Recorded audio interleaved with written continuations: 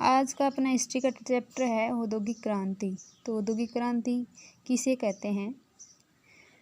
देखो, जब उद्योगों की अपेक्षा कारखानों में विशाल पैमाने पर मतलब बहुत बड़े पैमाने पर वस्तुओं का उत्पादन किया जाने लगा, जिसके परिणामस्वरूप व्यवसाय मतलब व्यापार, यातायात के साधन और संचार के साधनों में परिवर्तन है। उन सभी परिवर्तनों को औद्योगिक क्रांति कहते हैं। मतलब बहुत बड़े क्षेत्र पर इन क्षेत्रों में क्या हुआ, परिवर्तन हुए थे।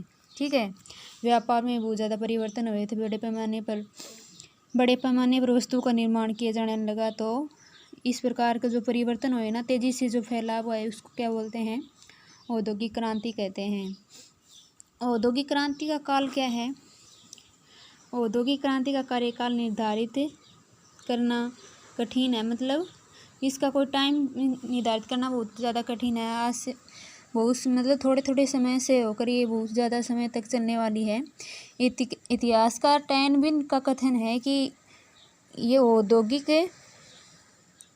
औद्योगिक क्रांति एक आकस्मिक घटना नहीं, मतलब आज एक अचानक घटने वाली घटना नहीं है। धीरे धीरे ये घटना है ना, वो जन्म ली है। ये क्रांति आज से कई वर्षों पहले प्रारंभ हो चुकी थी। मतलब आज से कई सालों पहले प्रारंभ हो चुकी थी। ये क्रम से अपनी गति पर चल रही थी और आज भी चल रही है। मतलब आज हम देखते हैं तो नए नए परिवर्तन हमको देखने को मिलते हैं। नए नए क्षेत्र में निर्माण हुआ है। औद्योगिक क्षेत्र आज का इंडस्ट्रियल युग है।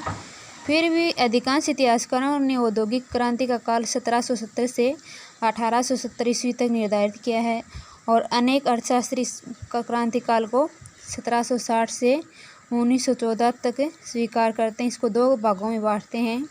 एक तो है 1760 से 1830 तक तथा 1830 से 1914 तक। 1914 तक मतलब प्रथम विश्व युद्ध हुआ था ना शुरू में, उस टाइम तक इस क्रांति को कार्यकाल मानते हैं। तो वो औद्योगिक क्रांति के कारण क्या थे? राजनीतिक स्थिति किस प्रकार हो गई थी? जब उस टाइम पर क्या करते थे लोग, उस टाइम पर देश के ना एक दूसरे को गुलाम बनाते थे। ठीक है, और कुछ लोग गुलाम बनाते थे, उनके अधिकार ना, अपने अधिकारों के लिए कुछ देश गुलाम बनाते थे और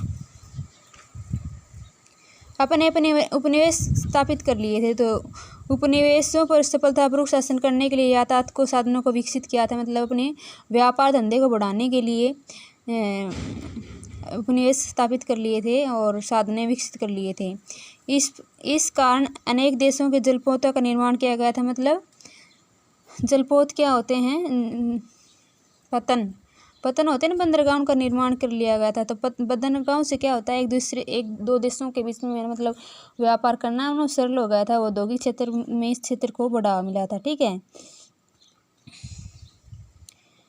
ये था मेन कारण। और फिर क्या, इसके अतिरिक्त अनेक देशों की जनता अपने अधिकारों की प्राप्ति के लिए संघर्ष कर रही थी। मतलब जो उपनिवेश स्थापित कर रहे थे, वह जिन देशों पर उपनिवेश स्थापित कर लिया था ना, वो देश अपने अधिकारों के लिए संघर्ष कर रही थी, अधिकारों के लिए मांग कर रही थी। ऐसी स्थिति में वहाँ के शासकों की जनता की सहानुभूति प्राप्त करने के लिए अनेक मांगों पर ध्यान देना शुरू कर दिया था। इसके लिए व्यापार को प्रोत्साहन मिला और जिसके कारण औद्योगिक क्रांति को प्रोत्साहन मिला। तो दूसरा है जनसंख्या में वृद्धि। जनसंख्या में वृद्धि किस प्रकार हुई? 18वीं शताब्दी के उत्तरार्ध में यूरोप की जनसंख्या में काफ़ी वृद्धि हुई थी। ठीक है, बढ़ती जनसंख्या के कारण बेरोजगारी की समस्या उत्पन्न हो गई थी और क्योंकि कृषि के द्वारा बढ़ती जनसंख्या को रोजी रोटी देना असंभव हो गया था। मतलब जनसंख्या बढ़ने से कृषि से अकेले से काम नहीं चल रहा था, तो लोग उद्योग धंधों की ओर आकर्षित होने लगे थे। ठीक है, दूसरी बात यही कि जनसंख्या की वृद्धि के कारण दैनिक उपभोग की वस्तुओं की बहुत अधिक मांग बढ़ गई थी। मतलब रोजाना की चीज़ों के लिए लोग लालायित रहने लगे थे। इस कारण है ना, उद्योगों की तरफ ध्यान देना शुरू कर दिया लोगों ने। लोगों की बढ़ती मांगों के लिए पूर्ति के लिए बड़े पैमाने वस्तुओं का उत्पादन करना आवश्यक था। इसी उद्योग धंधों का विकास हुआ। और तीसरा कारण है अपना रहन सहन के स्तर में वृद्धि। ठीक है, लोग है ना आधुनिक तरीके से रहने स्टार्ट कर दिया था, पुरानी रहन सहन तरीके को ना छोड़ दिया था। तो इस प्रकार की सुविधाओं के लिए, आधुनिक सुविधाओं के लिए लोग उद्योगों की तरफ है ना आकर्षित होने लगे थे।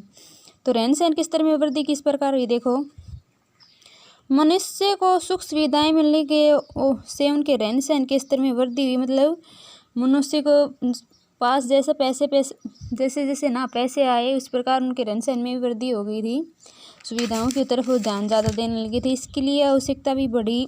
अतः बढ़ती हुई आवश्यकताओं से औद्योगिक विकास को प्रोत्साहन मिला। भोगविलास की अनेक वस्तुओं का निर्माण किया जाने लगा। धनी लोग बड़ी मात्रा में वैभव और विलास की वस्तुएं, विलास मतलब मनोरंजन की वस्तुएं, वैभव मतलब सुख सुविधाओं की वस्तुओं में लगे थे। इस प्रकार भोगविलास की वस्तुओं की मांग बढ़ती गई। इस बढ़ती हुई मांग के साथ साथ औद्योगिक विकास को बढ़ावा मिला। ठीक है,